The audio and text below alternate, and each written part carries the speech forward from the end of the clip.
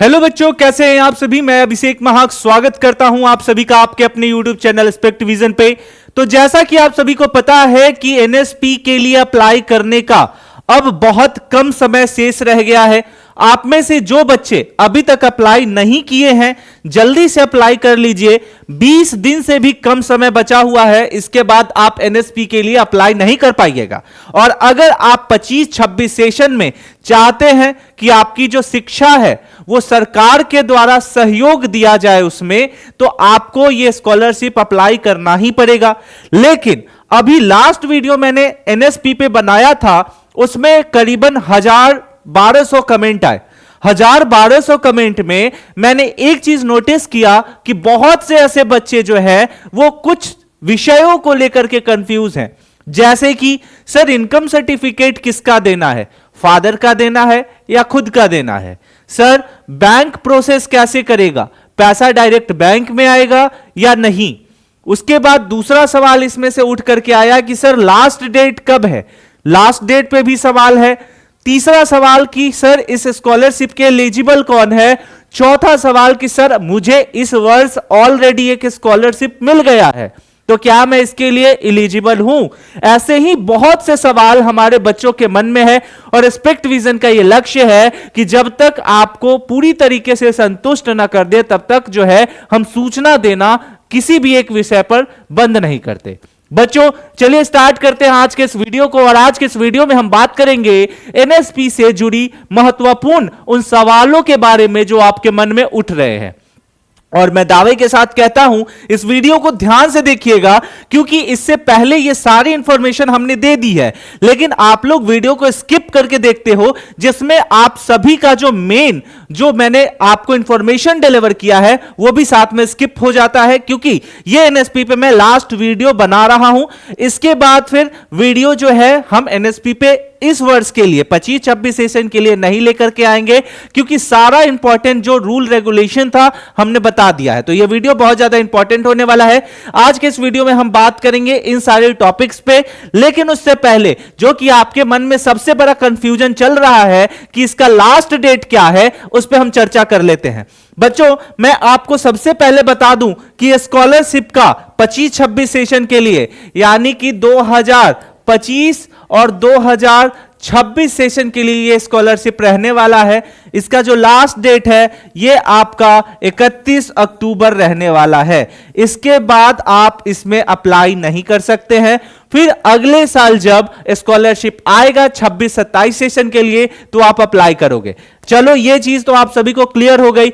अब दूसरा सवाल यहां पे उठ करके आ रहा था कि सर इनकम के बारे में नहीं समझ में आ रहा है, बैंक के बारे में नहीं समझ में आ रहा है, डॉक्यूमेंट नहीं समझ में आ रहा है, और सबसे मेन चीज कि पिछली बार मेरा जो है वो स्टेट लेवल पे वेरीफाई हो गया और उसके बाद आगे का कोई प्रोसेस ही नहीं आ रहा है, तो क्या सेकेंड टाइम जो है मैं अप्लाई कर दूं। ठीक है, चलिए बात करते हैं। बच्चों सारा जवाब आपको आपके ऑफिशियल साइट पे ही मिल जाएगा, और अगर नहीं मिलता है तो उसके लिए भी बहुत से विकल्प दिए गए हैं। पिछले वीडियो में मैंने बताया था कि किस प्रकार आप जो है वो अप्लाई कर सकते हैं। इस वीडियो में बताऊंगा कि किस तरीके से आपके मन में जो प्रश्न उठ रहे हैं उसका सवाल का जवाब आपको मिल सकता है। आपको इस साइट पे यहां कॉर्नर में तीन इंफॉर्मेशन दिए गए हैं, और इन तीनों इंफॉर्मेशन को ध्यान से देखिए। पहला है FAQ, ठीक है, दूसरा है अनाउंसमेंट एंड तीसरा है हेल्प डेस्क। बस आपको इन्हीं तीनों का जो है उपयोग करना है और अपना काम निकालना है। सबसे पहला FAQ क्या है, फ्रीक्वेंटली आस्क क्वेश्चन इसको बोलते हैं। दूसरा अनाउंसमेंट, यानी कि कोई भी अनाउंसमेंट स्कॉलरशिप से जुड़ी हुई होगी वो यहां पे मिलेगी। तीसरा कि हेल्प डेस्क पे आप जैसे ही टैप करोगे आपके सामने कस्टमर सपोर्ट आ जाएगा, जो कि सुबह से लेकर के शाम तक अवेलेबल होता है, जिस पे आप कॉल करके उन बच्चों के बारे में भी मैं बता देता हूं जो पहले अप्लाई कर चुके हैं, जिनका एक स्टेट लेवल पे जाकर के फंस चुका है स्कॉलरशिप। वो कॉल करके जब आप अप्लाई करते हो तो आपके पास एक आईडी मिलती है, उस आईडी का इंफॉर्मेशन शेयर करके आप अपना वेरीफाई करा सकते हो। दूसरा FAQ पे क्या क्या है सर, FAQ पे एक बार चलिए बताते हैं आप सभी को।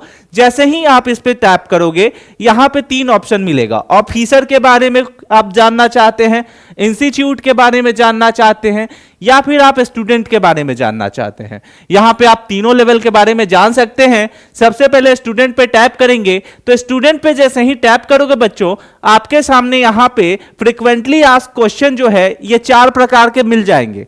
पहला स्टूडेंट से रिलेटेड, दूसरा जो है आपका ओटीआर से रिलेटेड, अगर किसी का ओटीआर नहीं जनरेट हो रहा है, जो कि स्कॉलरशिप का पहला स्टेज होता है। फिर रिन्यूअल जो है ये चेक कर सकते हैं। रिन्यूअल का मतलब है कि अगर पिछली बार कोई दिक्कत हो रहा है तो फिर से उसको रिन्यू करना चाहिए। ये उन बच्चों के लिए है जिनका पिछली बार अटक गया है एक स्टेज पे जाकर के, ठीक है। दूसरा एसओपी, तो सबसे पहले हम जो है स्टूडेंट के ऊपर टैप करेंगे। अब देखिए आपका सारा जवाब और सारा सवाल दोनों के दोनों यहां पे मिल जाएगा। यहां पे बच्चों आप इसको आराम से समझ सकते हैं। पहला कि how do I change my domicile state, अगर कोई बच्चा जो है किसी दूसरे स्टेट में है लेकिन कल को वो किसी दूसरे जगह पे जाके बस गया तो वो कैसे चेंज करेगा स्कॉलरशिप में, बहुतों के यहां पे सवाल होते हैं। उसका सारा जवाब है can I enable my application again after withdrawing, ठीक है। अगर मैं जो है अपना एप्लीकेशन बंद करा देता हूं तो क्या दूसरी बार जो है इनेबल करा सकता हूं। ऐसे ही तीसरा आपका यहां पे आएगा how can I change my scholarship category once the application is submitted. अगर आपने बाय रॉन्ग जनरल डाल दिया, ईडब्ल्यूएस में करना चाहते हो या फिर किसी दूसरे में गलती से डाल दिया तो कैसे चेंज करोगे। सारा सब कुछ यहां पे आपका जो है इंफॉर्मेशन दिया हुआ है। इसी तरीके से आपका जितना भी क्वेश्चन है सारा क्वेश्चन यहां पे मिलेगा। When can I withdraw my application? दूसरा how can I apply for multiple scholarship. बहुत से बच्चों का यह सवाल था कि सर मैंने एक जगह जो है अप्लाई किया है, क्या दूसरी जगह अप्लाई कर सकते हैं, क्या एक साल में 2 स्कॉलरशिप दे सकते हैं क्या, ऐसे बहुत से सवाल थे। देखिए उसका जवाब यहां पे है you can not apply for multiple scholarship, you can only apply for 1 scholarship at a time. एक समय में एक ही स्कॉलरशिप अप्लाई कर सकते हो, एक समय में 2 स्कॉलरशिप नहीं कर सकते हो। In order to change your scholarship scheme you will have to withdraw your current scholarship application first. Please note that you will not be able to withdraw your application if any of the following condition are met. ठीक है, if the application has been approved by L2, ठीक है, यानी कि nodal officer. देखिए आपका scholarship जो है मैंने स्टार्टिंग में बताया था कि लेवल होता है, नोडल ऑफिसर होता है, स्टेट नोडल ऑफिसर होता है, इस तरीके से मैंने बताया था आपको, इंस्टीट्यूशनल ऑफिसर होता है। तो यहां पे आप जो है स्कॉलरशिप अप्लाई कर दिए। अब सपोज कीजिए कोई बच्चा जो है उसको 10,000 का स्कॉलरशिप मिल गया, ठीक है, वो अप्रूव हो गया है, लेकिन उसके पास फिर एक मौका आया 50,000 के स्कॉलरशिप के लिए। तो बच्चा सोच रहा है कि 10,000 वाला निकाल ले, 50,000 वाला अप्लाई कर ले। लेकिन आप तभी कर सकते हो जब आपका 10,000 वाला अप्रूव नहीं रहेगा। जैसे ही 10,000 वाला अप्रूव हो जाता है आप फिर 50,000 के लिए एलिजिबल नहीं हो। तो इस तरीके से बच्चों यहां पे आपका जितना डाउट है सारा का सॉल्यूशन मिल जाएगा। How can I apply for multiple incentive, how do I refers my contact information, ठीक है, ये सारा अपडेट मोबाइल नंबर कैसे होगा, ओटीपी नहीं आ रहा है तो क्या करें, how do I refer my e-KYC detail from OTR, OTR से कैसे ई-केवाईसी का जो है वो रेफर करें, सारा आपको यहां पे लगभग ठीक है पूरा पेज देख रहे हो, यहां पे 8 पेज में आपका सारा सॉल्यूशन दिया हुआ है। और यकीन मानिए इतने में आपका जो है सारा डाउट क्लियर हो जाएगा। फिर भी यहां जो मेन सवाल है वो मैं बता दूं कि अगर इनकम सर्टिफिकेट पूछता है बच्चों, तो इनकम सर्टिफिकेट अगर आपने अपना बना रखा है देन वेल गुड, और अगर आपका नहीं है तो वहां पे आपको अपने फादर का इनकम सर्टिफिकेट देना होगा, क्योंकि ये स्कॉलरशिप है। अगर आप कमाते रहोगे तो फिर आपको स्कॉलरशिप की जरूरत क्या है, ये जरा सोचने का विषय है। सोचो, ठीक है, कि आप जब कमा रहे हो तो आप अपना इनकम सर्टिफिकेट दे रहे हो, तो स्कॉलरशिप की जरूरत क्या है, तो आपको पिताजी का देना पड़ेगा, है ना। दूसरा चीज एलिजिबिलिटी क्या है, तो एलिजिबिलिटी वही होता है कि कक्षा 12वीं के बाद आप जो है डिग्री या डिप्लोमा कोर्सेज के लिए एलिजिबल हो, और डिग्री या डिप्लोमा के लिए आप जो है स्कॉलरशिप अप्लाई कर सकते हो, ठीक है। और यहां पे जो है आपका परसेंटेज का इश्यूज नहीं होता है, कहीं कहीं आपको कोई स्कॉलरशिप में परसेंटेज का भी इशू चेक करना होगा। सेम मैंने जैसे बताया, आप जो है हेल्प डेस्क पे जाकर के सारा चीज पूछ सकते हो।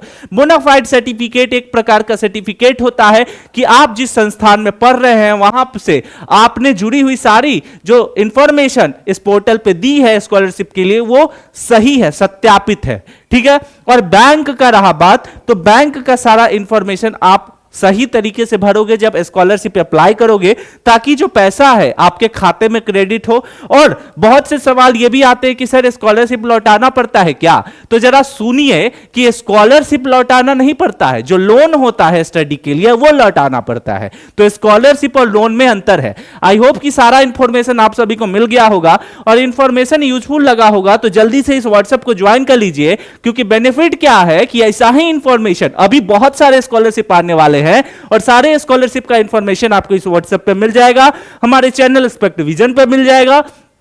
तो जल्दी से हमारे चैनल स्पेक्ट विजन को सब्सक्राइब कीजिए, इस व्हाट्सएप ग्रुप से जुड़ जाइए। लिंक जो है डिस्क्रिप्शन के साथ साथ कमेंट में पिन कर दिया गया है, वहां से आप जाके और ज्वाइन कर सकते हैं।